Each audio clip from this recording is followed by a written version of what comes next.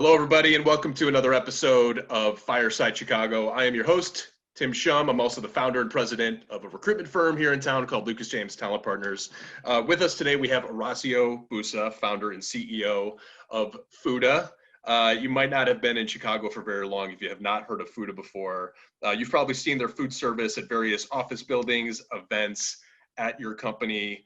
Orazio and the team have scaled that from Chicago to multiple cities across the United States. He's got an awesome backstory, Chicagoland staple in a lot of senses. So we're excited to talk to Orazio today. Orazio, thank you so much for carving out the time for us, and was looking forward to chatting with you today. Thanks, Tim. Absolutely. So I mentioned it for folks that are like in downtown Chicago, working office buildings in the suburbs and otherwise, they probably run into Fooda before. But you've been in and around Chicago, the Chicago tech scene. Why don't you kind of give a little backstory on yourself, and then we'll get into what you're doing at Fooda here in a little bit. Great. So, background myself before Fooda, I've been in C-level roles at B2B marketplace businesses for over 20 years. Prior to Fooda, I was part of 3 exits, 2 IPOs, and 1 sale to a strategic buyer. And right before Fooda, I was a president and COO at Echo Global Logistics, a tech-enabled freight management company here in Chicago. I was at Echo from concept stage until about a year after the IPO. We IPO'd in 2009. Before that, I was a COO and CFO at Innerworkings. It's a marketplace business for printed and marketing materials. There, I started about a year after the business launched, and I was there until right before we were getting ready to kick off the IPO process. And then before there, I was at a company called Busbank, which is a marketplace for charter buses that is based here in Chicago, and that's sold to an insurance company within the industry and still exists today as a wholly owned subsidiary of that insurance company. And so, that's my background, before Fooda. And I think what's interesting about my background is not only was I at, startups and startups that I was lucky to get, a bunch of exits and participate in seeing them grow, but there's a relationship between, the last 3. And so, when I was at Innerworkings and we were getting ready to start the IPO process, we'd gotten some advice from bankers that, might be a good idea to be more diversified. And so we started an in-house transportation arm. But several months into that process, we decided to spin it off, and that became Echo.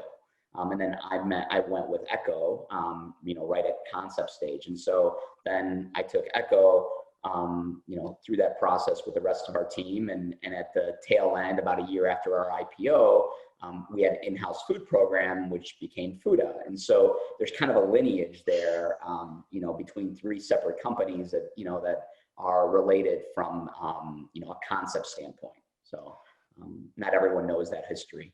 Yeah, I want to get to Fooda in a second because that's it's a really interesting story on how it started for sure. But your background, it wasn't like you started Fooda in college. You mentioned very humbly that you were part of 2 IPOs and exits, and were at those companies, really from inception.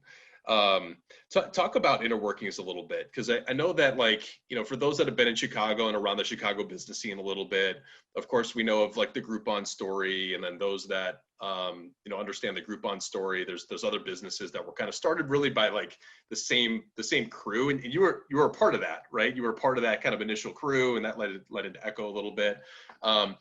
Maybe start with Innerworkings. What did Innerworkings do, and what led to Echo, and then maybe just a little bit more detail on the first 5 years, because I think it's incredible that you go from inception to IPO in 5 years. It's almost unheard of. Yeah. So Innerworkings was started, when all the markets crumbled due to the first kind of .com, meltdown. And so Innerworkings was one of the few companies that started, at the tail end of that, was really below the radar for a year or 2. And what Innerworkings did is it set up a network of factories essentially all around the world. And so if you needed something printed, don't think letterhead and business cards, but think books, magazines, point of sale for large retailers, manuals if you're a manufacturer that, is building, heavy machinery and so think, that kind of B2B large, type of print and marketing materials. Traditionally that business would go through the large manufacturers like R. Donnelley and Quebecor at the time.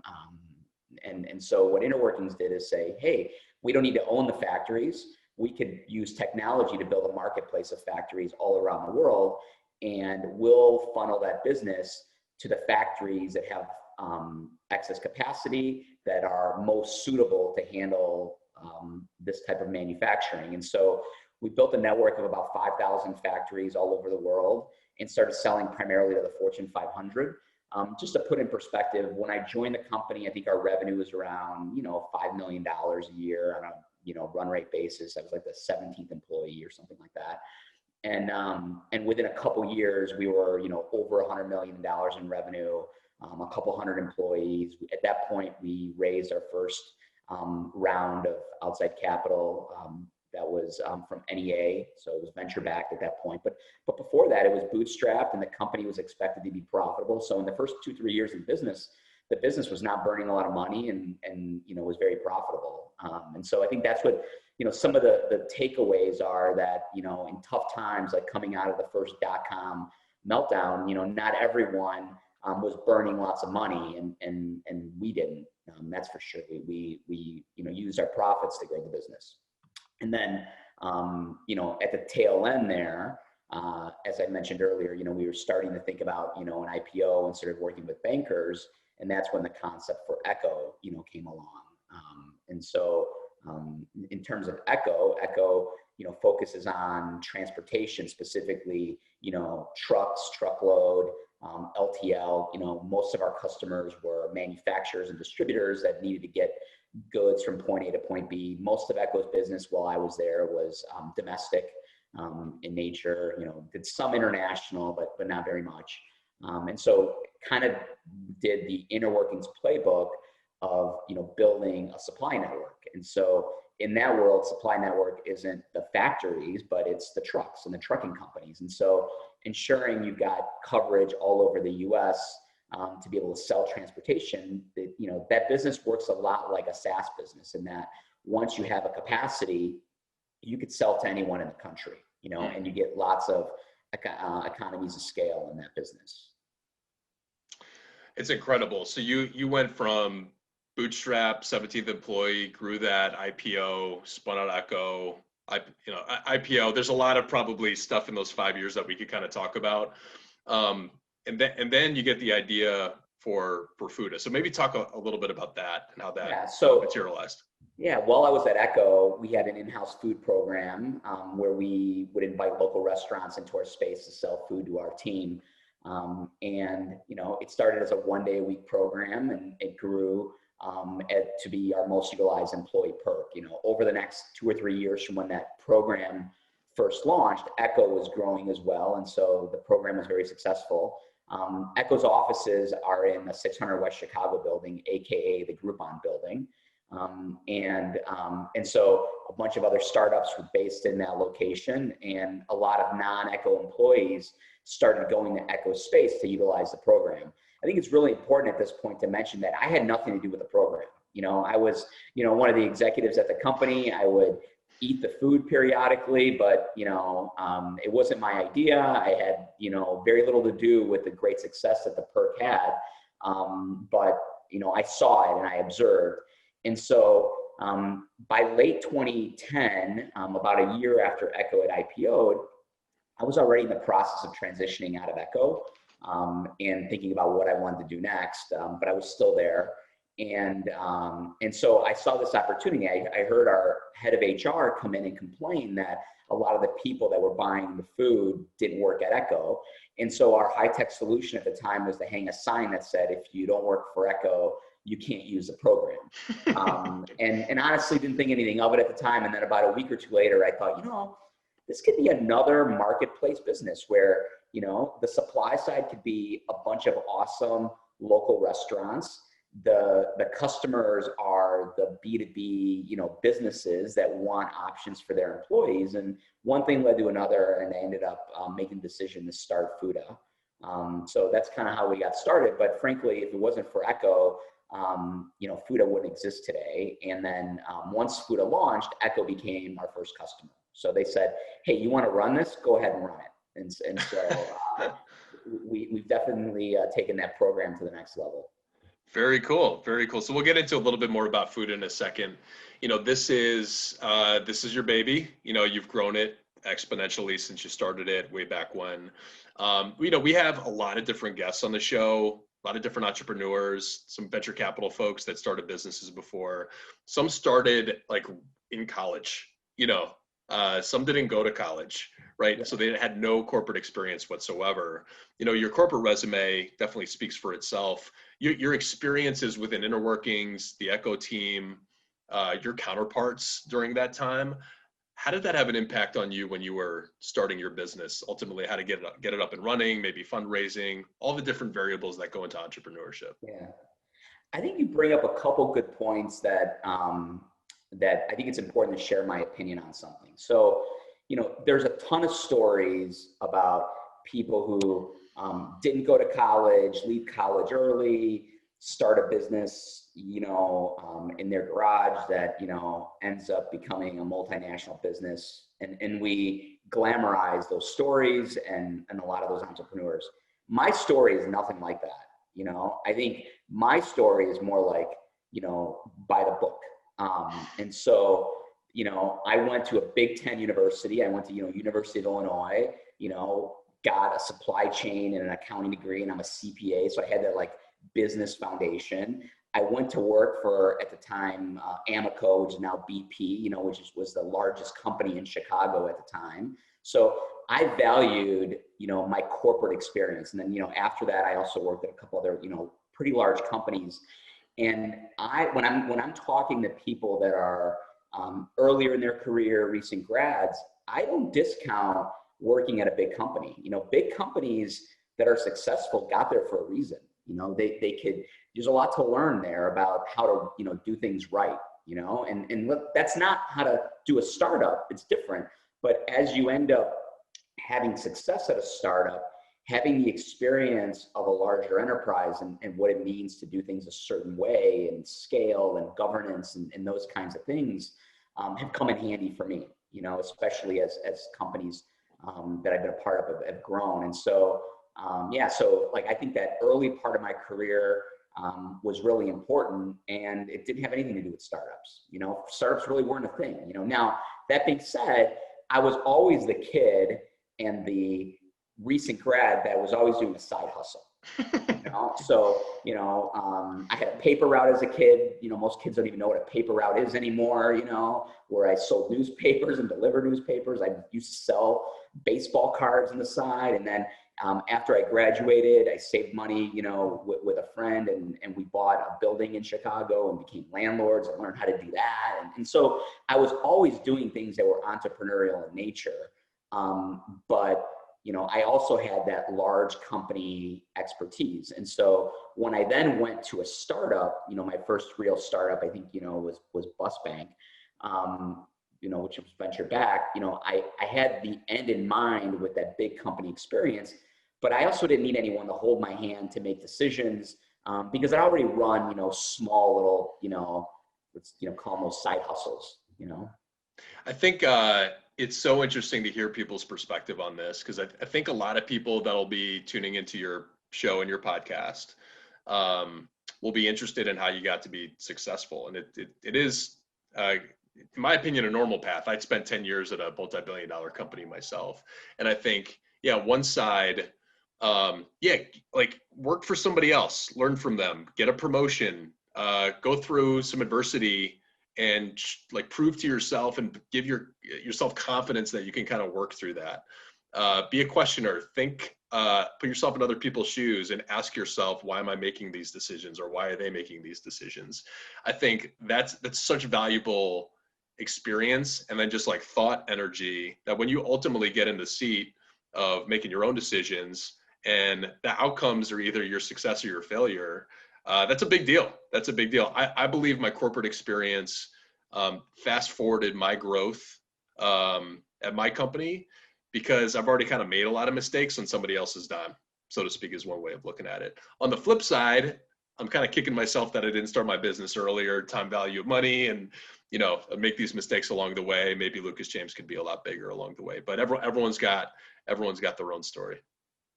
Yeah, I think the key is you have to make do with the opportunities that are in front of you.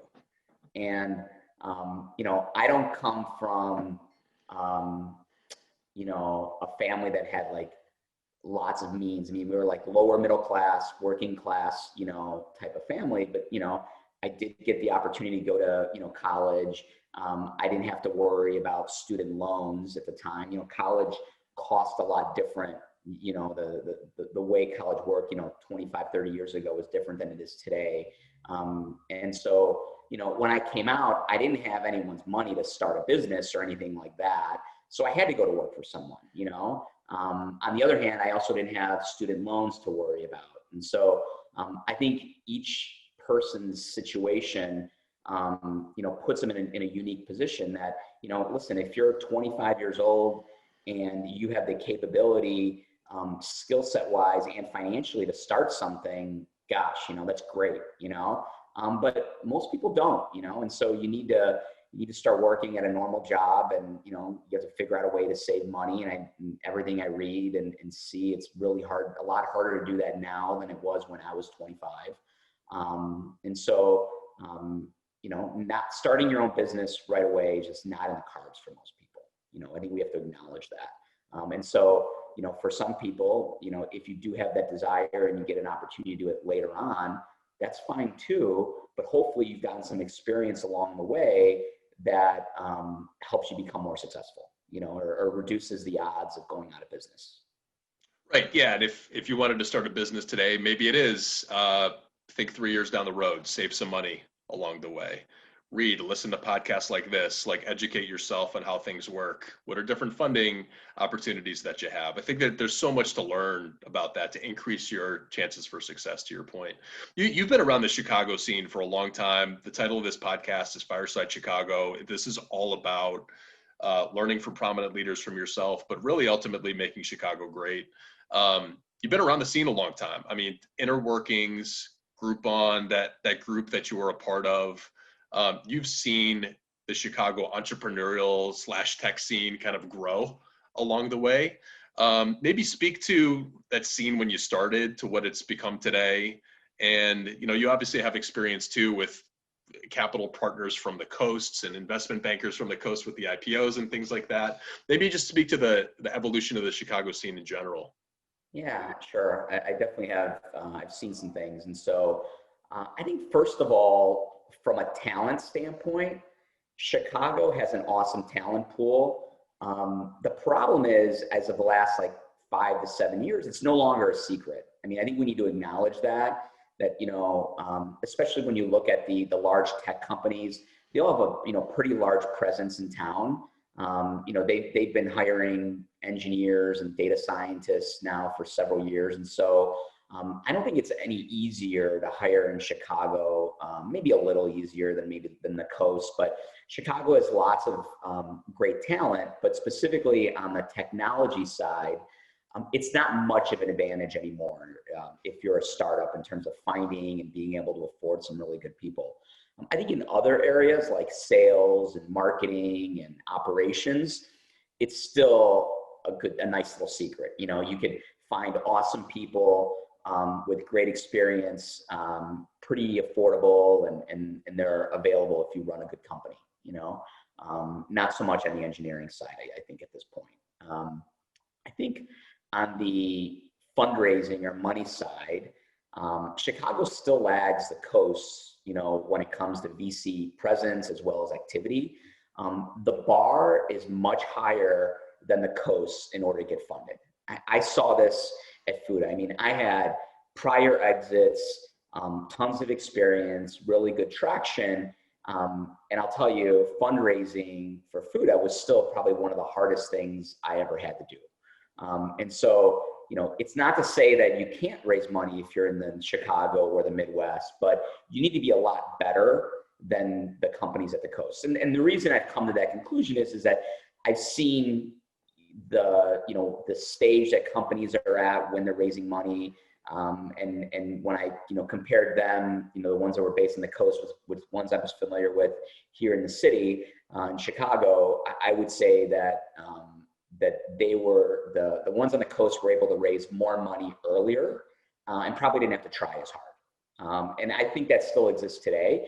That being said, there's a lot more options in Chicago over the last 15 years. There's been lots of progress made in comparison to Chicago before then. So we've come a long way, but let's not kid ourselves. We still have a long way to go. Yeah, there's this documentary, I've mentioned it on the show before. It's called Something Ventured. It's on HBO. I think it just sits on there. It's about just the evolution of Silicon Valley. It talks about the semiconductor industry back in the 60s, millionaires that were generated from that, then reinvested that capital and reinvested it. And then you had the dot-com boom, and then that capital was reinvested. And there's a huge ecosystem there as it relates to that. There's a bunch of Lucas James talent partners that are supporting that scene. There's coaches, there's platform, there's just there's a lot of energy there. It's your point, like we've grown a lot over the past 15 years. But what do you think needs to happen to maybe accelerate that growth of the ecosystem? Yeah, I think my opinion, and pre-COVID would have been that even more companies need to hold out and not sell as early. I think everyone's written those articles already and how Chicago companies tend to, have a higher portion that end up selling to strategics along the way, as opposed to taking it all the way to IPOing and being independent. Because that's where the big kind of exits really happen, that are broad-based or more broad-based. And so that would have probably been the thing. And it's very hard to change because, along those same lines, if you're, I could tell you from an entrepreneur standpoint, if you have to work that much harder to raise money, it takes you several years longer to get to a certain point than maybe a comparable East or West Coast company. And so by the time you get to the point where, you're capable of IPOing, you're kind of tired, and maybe like a good offer comes your way and you're like, hey, maybe we should take it, because I'm already, X years in. Where, if that would have happened earlier, you might say, you know what, let's give another 2 or 3 years and let's see what happens, right? And so, so that'd be the thing. I think now, I don't even know, given everything that's going on, in Chicago and other large cities regarding whether it's COVID or whether it's racial justice, and how cities like Chicago or other large urban centers are going to be impacted in the long run. I don't even know yet. I mean, it's very hard to think that far along, but I think it probably starts with Chicago and Illinois getting its finances in order, so that we don't have that backdrop. If you talk to someone, outside of Illinois or Chicago, they're very familiar with our budget issues, or very familiar with the violence that happens. And so I think getting that as a start under control is part of what's needed in order to build that foundation. And unfortunately, we're gonna have to rebuild that foundation. And Chicago's not alone. I mean, we've even seen this in San Francisco and in New York. If anything, they probably have an even bigger issue right now with people leaving than we do. You're absolutely right. Yeah, it's tough to stomach, and it's tough to watch. There's just been so much growth in the past 5 years. And you mentioned like some of the, hey, it's no secret anymore from a talent perspective. Yeah, LinkedIn came to town and employed thousands of people. Glassdoor was in town, thousands of people. Salesforce, all these, and Uber, and then a lot of those plans due to COVID changed. A lot of layoff activity has happened, specifically in the technology community. And when I think about it, it's like, I think people underappreciate, like, this is a labor market here, and each job that was lost is someone's salary. 40 grand, 50 grand, $100,000 jobs times thousands and thousands. And then that money goes into restaurants. That money goes into like everything else kind of within the community and gets passed around. And, there was a lot of growth there, but I think, we're resilient. I think the points that you make around some of the things that we got to figure out, but yeah, it's, we were on a good growth trajectory. And I think once these things get figured out, we can continue that as a community. Great. Absolutely. So let's move to Fooda. We haven't talked too much about that. So you started the business. Take us through the growth story and where Fooda stands today. Yeah, just to, level set, we've been around almost 10 years. We operate in about 20 metro areas across the country. Pre-COVID, we had about 2,000 customers, about 2,000 restaurants in our network. We're venture backed. We raised 45 million in equity up until this point. Our business is one where we work with employers and property managers to provide on-site food options to employees at their work locations. Employees generally pay for their own food, but sometimes employers will subsidize and or pay for all the food. Fooda doesn't cook the food. We don't transport the food. We don't serve the food. Our restaurant partners do that. So our focus is on designing software that enables the marketing, logistics, and transactions to take place. For example, we have our own point of sale system that restaurants use when they're executing Fooda events. The key to our business is that consumers get a different restaurant each day, and restaurants go to a different site each day. And so there's this movement going on. And so consumers love the variety, and restaurants love the marketing exposure that they get by going to different locations. Our traditional target market was large employers and multi-tenant buildings. So we often compete against the legacy food service companies like Compass, Sodexo, and Aramark. You guys are familiar with those. And so what's changed a little bit over the last 6 to 9 months, the change started happening probably 3 years ago, which is that we started primarily with people that are in office locations and individual companies. And so as we've grown, we've not only grown on a geographic basis by adding cities, but we also started adding other services and segments. And so about 3-4 years ago, we started adding hospitals. We added other types of healthcare locations, higher education. We do some work within junior and regional colleges. We do a bunch of work with the military as well as government locations, whether it's city or state governments. And so all those segments are still considered, essential workers. And those, for the most part, are similar to what existed, pre-COVID. Unfortunately for us, our core business was primarily people that were going in the offices. And so we've had to obviously, refocus our efforts. We've gone through and had furloughs and dealt with sites being shut down. And several of those have already started opening up. And so, we believe we're in, kind of a long-term, resetting of the market, I guess is one way to think about it. And so, unfortunately, I don't believe that the office is going to change in a big way from where we are today. In other words, being for the most part closed until we have some kind of solution in place for COVID. Whether it's a vaccine, whether it's therapeutics, whether, in some locations it ends up being herd immunity. But bottom line is, until we're on the other side of this and schools are back in session and we've addressed the active COVID cases, we've checked off mass transportation. All those things need to be checked off before employers feel comfortable promoting their office again. I think based on my conversations with CEOs at companies of all sizes, whether they're clients or non-clients, for the most part, I think CEOs and management believe that the office is an important part of their future, but they're kind of in a holding pattern. And so there's really no reason right now to push employees back into the office, given all these unknowns and given that a lot of places, most offices and workplaces are fairly dense. They're indoors. People can't go to work because their kids are at home. They're not in school. They're doing remote learning. And so until we're on the other side of, a recovery, I think we're going to see pretty low occupancy in offices, and we're probably in for another 12 to 18 months of that. I don't think this changes in Q1 or Q2. I think we have a long way to go. And so that's our mindset.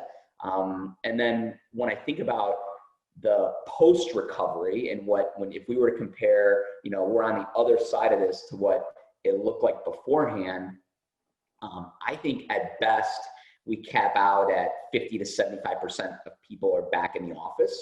I think there's going to be a permanent blend of office and remote work. And so I don't think, anyone at this point believes that we're going back to the old way. That being said, I do think companies will promote the office. We'll figure out how to work through some of the logistical and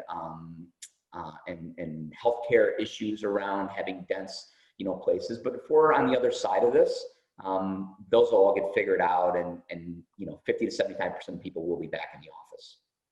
While we're on the COVID topic, and we'll get back to growing Fooda, but I'm getting the sense from you, you're very much a realist.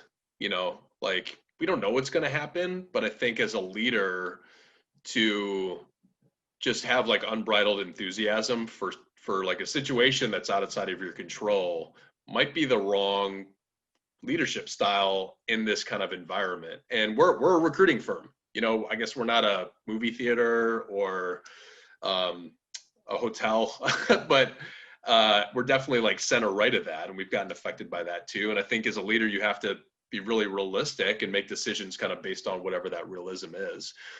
How would you speak to your leadership style or your thoughts around this through the adversity that we've been through, just kind of as a society, and then leading your company through the situation?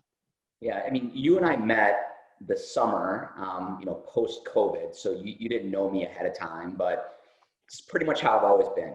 Like I'm kind of a straight shooter, realist. Some of the words you used, pretty consistent, right? And it's like I have enough things to worry about than trying to put up a facade.